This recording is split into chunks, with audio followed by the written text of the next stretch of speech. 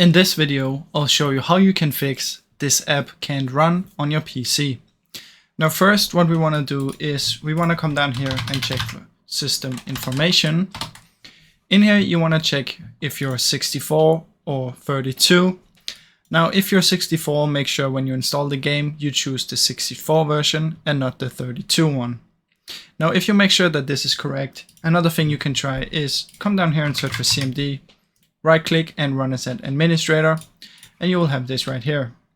Now from in here, what you want to type is sfc /scan now and type this in. Now this will take some time and it's gonna scan for your PC.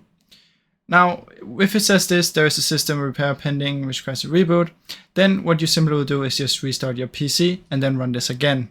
Now what this will do is it will look for any errors and fix them if you have any corrupted files. So in this case, what I would do is I would restart my PC and run this again. Now after you've done all of that, what you can do is you can come in and find the thing that you cannot launch. Let's say in my case it's Discord for some reason. What I would do was I would right click on it, go to properties, find compatibility, and I would run the compatibility troubleshooter. And when I run this, it's going to detect for any issues and you're just going to wait for it to load. Just do the recommended settings and wait for it. Go next and make sure that you do this. Now, something else you can do is come down here and check this and then check for Windows 8, apply an OK and try and run it. If this doesn't work, try Windows 7 and see if that works.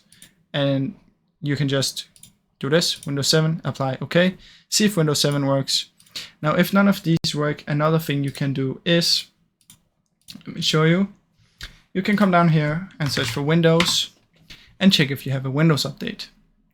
Now, as you can see, it says restart required. That's because I just did the scan and I need to restart my PC. Now, if you have a Windows update, you should take it as soon as possible. So simply just restart your PC and get the new update.